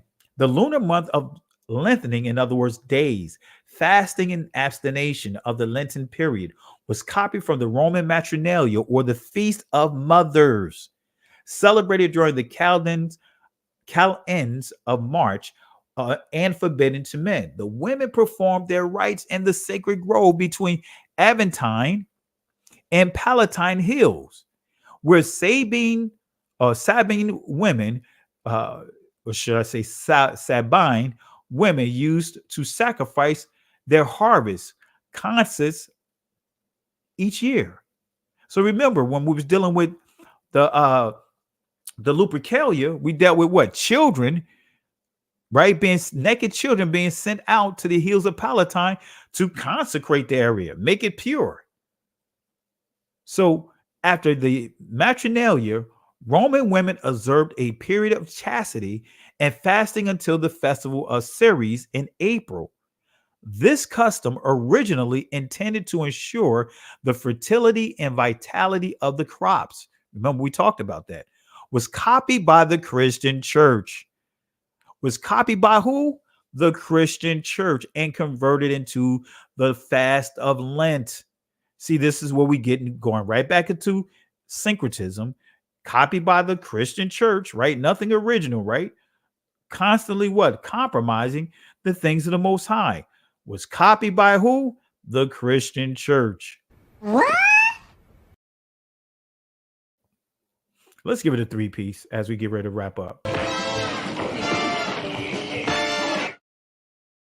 And let's toss it out.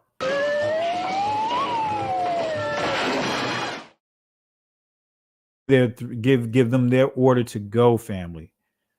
And this is what's being promoted by the church, right? By Catholicism, by Christianity. All right, let's wrap this up. A few more slides. So the Lenten period was copied from the Roman Matronalia. So here's the Matronalia, right? We dealt with Lent, right? But notice this again, right? Feast of Mothers, right? Because what we just dealt with here, let's go back. We dealt with Lent. Now let's deal with Matronalia, right? The Feast of Mothers, a Roman holy day. What is it? A Roman holy day, not a holy day of the Most High, a Roman holy day, celebrated in spring by women only at the sacred grove established in pre-Rome times by the Sabine matriarchate. The women's subsequent period of asceticism and fasting up to the festival of Ceres in April was the forerunner of the Christian fast of Lent. So Lent comes from the Matronalia, the Feast of Mothers. So we see when we're dealing with the Bacchanalia, the Lupercalia, now we're dealing with what? The Carnival. We're dealing with the day before Lent. We're dealing with Mardi Gras, farewell to the flesh. Now, the actual Lenten period, we're dealing with the Matronalia, the Feast of the Mothers. So it goes on to say was the forerunner of the Christian fast of Lent. Rites of the Matronalia were kept secret from men and remain obscure to this day, though their purpose undoubtedly was to make the earth mother ready for springtime regeneration. So many of the Roman rituals were copied from the Egyptians and also from the Babylonians. So the last question I want to ask, is Ash Wednesday connected to the mark of Cain? Is Ash Wednesday connected to the mark of Cain? Right? Is it connected to the mark of Cain? We're going to deal with that. And what's interesting, and when we deal with Palm Sunday, I'm going to show you how Palm Sunday connects to Lent. I'm going to show you how Palm Sunday connects to Lent. But I'm not going to do it tonight. So is Ash Wednesday connected to the mark of Cain? right? Mark, right? Sign, right? We already know what the Hebrew definition of sign is: a signal, evidence, mark, miracle, proof. All right. So evidence means a signal. Uh, and this is where we get into the Hebrew word ath or atha. Evidence means a signal. Signal. We see evidence again. Mark and proof. So Yahweh set a mark upon Cain to assure him and to protect him. So was this a visible mark to keep the vengeance seekers from killing Cain? Right? Was it a physical sign placed on the forehead of Cain to assure Yahweh's protection against anyone who would dare to go against his judgment? Right? Let's see what Josephus says in the Antiquities of the Jews. Let's see what he says here. He also cast him together with his wife out of the land. And when he was afraid that in wandering about he should fall among wild beasts and by that means perish, God bid him not to entertain such melancholy,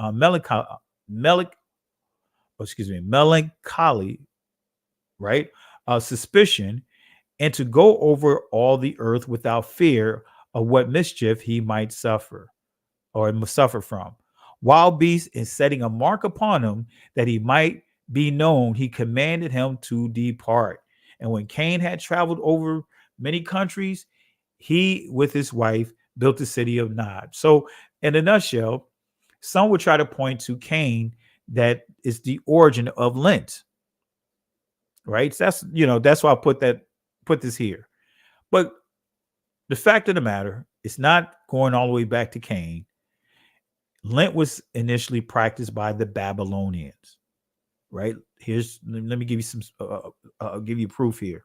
Alexander Hislop, The Two Babylons, great book to read, right? But notice what it says here, right? When Christ was crucified, a period which in the days of Tertullian, at the end of the 2nd century, he was believed to have been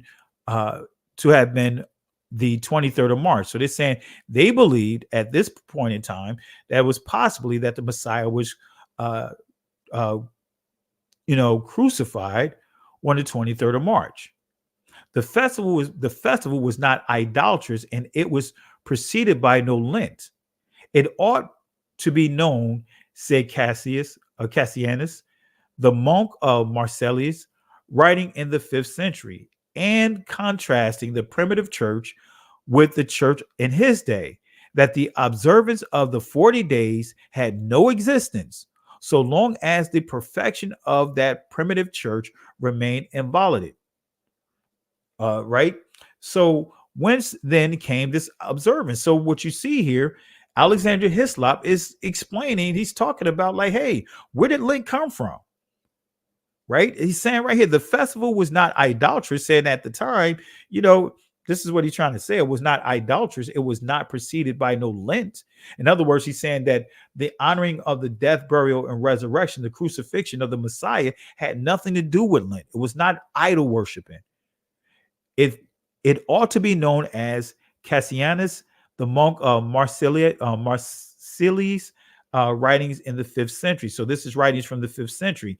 This is someone speaking against Lent in the 5th century, contrasting the primitive church with the church in his day, that the observance of the 40 days had no existence. In other words, he's saying there was no such thing as a Lent, a 40-day fasting period. So long as the perfection of that primitive church remained inviolate, whence then came this observance? He said, where did this observance come from? The 40 days abstinence of Lent was directly borrowed from the worshippers of the Babylonian goddess. Such a Lent of 40 days in the spring of the year is still observed by the Yazidis, one of the oldest places of worship you can discover when you start getting into what's that? Gobekli. I think it's called Gobekli Tepe, right? The Yazidis, right? This is where when you start understanding a lot of what we see of Judaism today comes from the Yazidis, You'll see some of the things that Egyptologists is practicing come from the Yazidis. But it goes on to say, or pagan devil worshippers of Kurdistan, who had inherited it from their earlier masters, the Babylonians. Such a Lent of 40 days was held in spring by the pagan Mexicans, because we see, when you start understanding that, Lent, it's right across the board. You see a lot of different cultures honoring Lent. So we see the origins right here. All right. For this we read in Humboldt, where he gives account of Mexican observance. 3 days after the vernal equinox began a solemn fast of 40 days in honor of the sun. Such a Lent of 40 days was observed in Egypt, as may be seen on consulting Wilkinson's Egyptians. The Egyptian Lent, I didn't put it all in there. So again, within the Holy Scriptures, we will not find a single commandment to observe this fast. This is one of the things that Apostle Paul warned, right? Calling fast, forbidding to eat meat, forbidding marriages, and all kinds of stuff. So within our holy text, I just proved to you with sources that you will not find Lent anywhere in there. Right? You will not find it in there. The Most High did not endorse these behaviors. All right. So we're going to stop right here, family. I know I gave you a mouthful. I know I gave you a lot to go back and study and review. All right. I hope this really helps you guys. I know I went a little geek mode, gave you a lot of information here. So family, again, this is where I encourage you. Go back over, watch the presentation. And, if you have any questions, post the questions in the comment section of the video. Hit the like and subscribe on the video. Share the video. Share it with your loved ones. Share it with some of those that are still inside the church. Sometimes, the issue could be how you're presenting the information to them. Sometimes the Most High may allow you to till the ground and allow someone else to come in and follow through. So with that being said, family, I know this was a lot of information. And again, feel free to reach out to me offline. Be on the lookout for the video for Learning Hebrew Part 1. It'll be on the Patreon page over the weekend. I'll start making sure that every week a new lesson is up over there, and we'll just walk you through some Hebrew basics, how to read what is called the Israeli language and how to read ancient Hebrew. But we'll walk you through, give you the history of it as well. So with that being said, family, in the words of Moses, as he encouraged the children of Israel, as they was at what appeared to be a dead end, the Egyptians coming up from the rear with the purpose of bringing them back into bondage, right? But they have what seemed to be insurmountable odds in front of them. And Moses was given these words by the Most High to encourage Israel. Fear ye not, stand still, see the salvation of Yahweh. These Egyptians that you see here today, you will not have to deal with them ever again. The Most High will fight for you, but you have to hold your peace. And the Hebrew word there in that text is charash. In other words, learn to be quiet. Can't go back, can't stay here. Keep moving forward. Shalom.